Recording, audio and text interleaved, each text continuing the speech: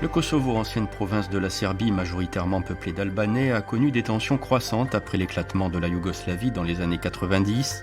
L'armée de libération du Kosovo a alors lancé une guérilla contre le pouvoir de Belgrade. Pour faire cesser les affrontements, l'OTAN a bombardé Belgrade en 1999. Depuis, le Kosovo a déclaré son indépendance en 2008, non reconnue par la Serbie, l'Espagne ou la Grèce par exemple. Les forces de l'OTAN sont toujours sur place, les tensions toujours présentes entre Serbes et Albanais du Kosovo.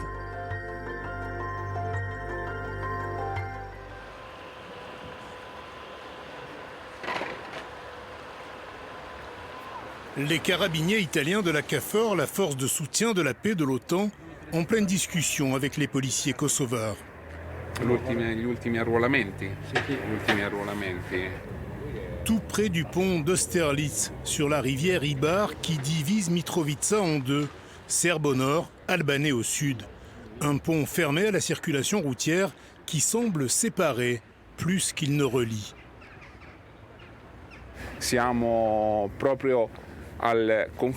Nous sommes pile à la frontière entre les deux âmes de Mitrovica. Et c'est donc un symbole qui doit rester neutre, qui doit rester ouvert à tous les citoyens kosovars. Et nous sommes ici pour garantir le maintien de ce statut.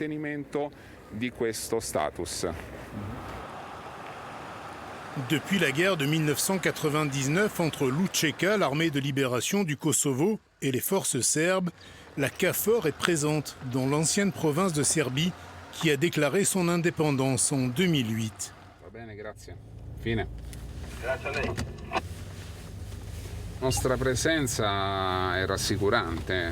Notre présence est rassurante d'une certaine manière.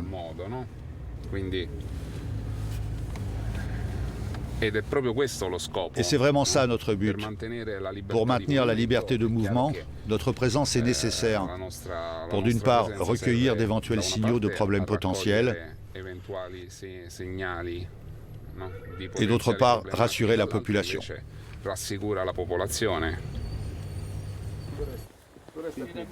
Des mosquées du sud aux églises du nord, les carabiniers de la MSU, l'unité multinationale spécialisée, veillent sur Mitrovica.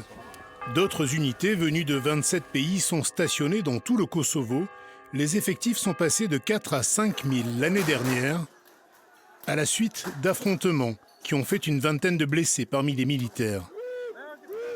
Printemps 2023, quelques mois plus tôt, à l'appel de leur principal parti politique, la liste serbe, pilotée par Belgrade, de nombreux Serbes du Nord Kosovo démissionnent de leurs postes d'élus municipaux, de policiers, de fonctionnaires. De nouvelles élections ont lieu, boycottées par les Serbes. Des maires albanais sont élus avec très peu de voix. Lors de leur prise de fonction, des manifestants font face à la police et à la KFOR, comme ici à Leposavić. Aujourd'hui, comme dans les 3 autres communes serbes voisines, le calme semble être revenu. Le maire n'est plus menacé. Vous voyez, il n'y a pas du tout de problème. Avant, quand nous sommes arrivés ici, c'était quelque chose d'incroyable. Les protestations étaient violentes, mais là, comme vous le voyez, tout est en ordre. Cette commune avant travaillait avec la République de Serbie et tous les documents de la Serbie. Il n'y avait pas de drapeau, ni d'emblème, rien du tout. On ne se croyait pas au Kosovo. Selon le maire, plus d'une centaine d'employés serbes, comme cette réceptionniste, travaillent encore pour la commune. Les emblèmes du Kosovo et de l'Albanie ont remplacé ceux de la Serbie dans le bureau du maire, très critique du travail de ses prédécesseurs de la liste serbe. Je suis légitime au sens propre du terme. Pourquoi ? Eh bien, nous sommes allés aux élections et ils se sont retirés 2 jours avant les élections. Ils nous ont laissé beaucoup de leurs problèmes, des vols, des crimes contre la population serbe depuis 23 ans. Quand je suis arrivé, j'ai trouvé une catastrophe. Dans les communes serbes du Nord Kosovo, des pétitions sont lancées pour exiger la destitution des maires albanais. De nouvelles élections devraient bientôt se tenir avec la bénédiction du parti La Liste serbe, largement influencé par Belgrade, une ingérence dénoncée par l'opposition. Nous ne considérons pas Belgrade comme un ennemi. Belgrade est le plus grand employeur au Kosovo. La République de Serbie emploie 40 000 personnes. Mais nous n'acceptons pas l'attitude actuelle de Belgrade envers les Serbes du Kosovo. Cette relation d'esclavagisme, de patron-esclave, nous ne souhaitons pas voir en Belgrade un patron, mais un partenaire. Le 24 septembre, la tension monte d'un cran. Un commando serbe s'introduit dans le petit village de Banjska, au nord de Mitrovica. Il est apparemment amené par le vice-président de la liste serbe, Milan Radojčić, que l'on voit ici.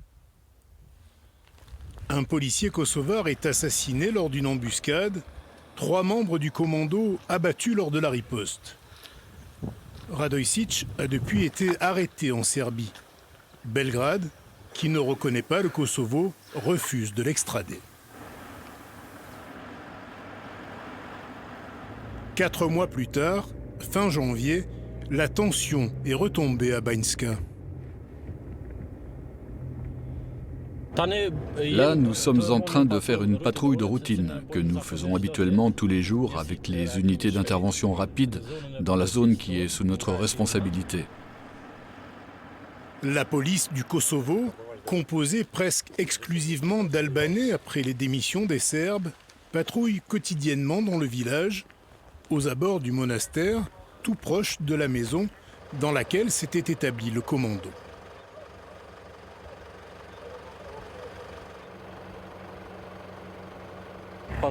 Patrouille de routine, ça veut dire être tous les jours auprès des citoyens et à leur demande, leur offrir de la sécurité et de l'aide. Les policiers surveillent également les routes de montagne près de la frontière serbe. C'est certainement par là que les membres du commando sont arrivés en septembre.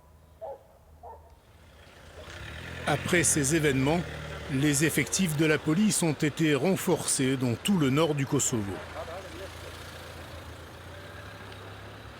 Il n'y a pas de problème ici, dans le Nord. Les problèmes sont plus de nature politique. Nous n'avons de problème ni avec les gens qui ont un passé criminel, ni avec les groupes criminels, parce que nous, on peut s'occuper facilement d'eux ici. Le problème, il est plus politique. Ça veut dire que Belgrade a un bouton rouge. Et s'il l'actionne, alors les choses bougent. D'après le policier, un ordre de Belgrade peut en très peu de temps déclencher manifestations ou émeutes.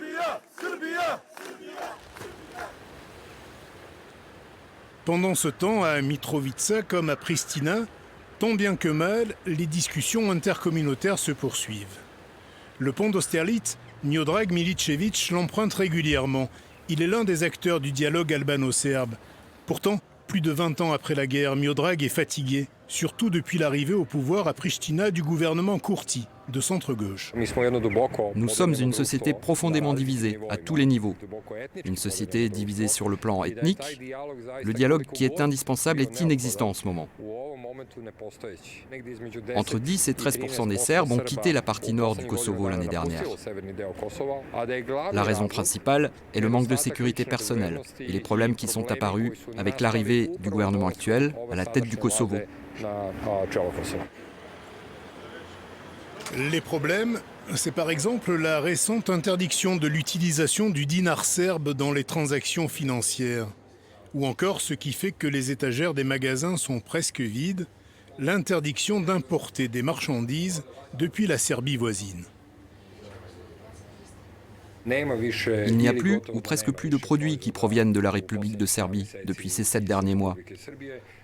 C'est une décision du gouvernement du Kosovo que personne ne comprend. Parce que personne ne connaît les raisons de ces décisions. Cette interdiction d'importation de marchandises de la République de Serbie va à l'encontre du modèle de fonctionnement de l'Union européenne.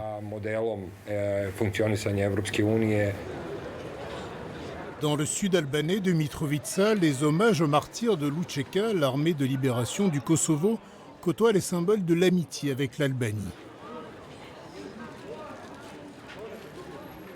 C'est ici qu'Uli Breznica fait tourner son entreprise d'imprimerie, avec des clients aussi bien au sud qu'au nord. Uli et son ami Edon sont tous deux originaires de Mitrovica.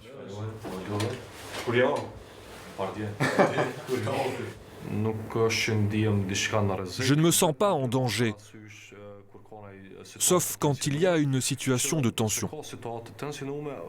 Mais s'il y a une situation de tension ce jour-là, on ne va pas travailler dans la partie nord pour des raisons de sécurité, en sachant qu'il y a des groupes qui ont leurs objectifs et qui sont financés par le pays voisin, la Serbie, je crois. C'est dommage que la nouvelle génération, comme la nôtre, doive se préoccuper de ce sujet. Parce que nous sommes une jeune génération et nous avons soif de liberté, de plaisir, de voyage, de connaissances, sans devoir subir les tensions, même si c'est calme en ce moment. Le Kosovo est serbe comme la Crimée est russe, dit ce tag. Retour à Mitrovica Nord, où Dimitri Obrenovic est arrivé il y a 6 ans pour étudier l'histoire de l'art. Il travaille aujourd'hui dans des associations et milite pour les droits de l'homme. Ces tensions sont souvent politisées de façon à servir tel ou tel courant politique. Mais pour la population, ce n'est pas une préoccupation majeure dans la vie quotidienne. D'après une étude, 50% des 70 000 Serbes qui y vivent pensent quitter le Kosovo dans les 5 ans. Sans parler de citoyens de seconde zone, Dimitri a pu constater que les Serbes sont parfois maltraités.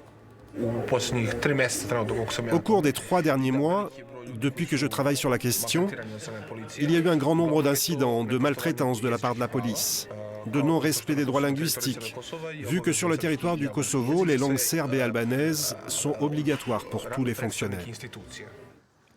Sous l'égide de Bruxelles, le dialogue entre États se poursuit. L'envoyé spécial de l'UE rencontre tour à tour les autorités serbes et kosovares.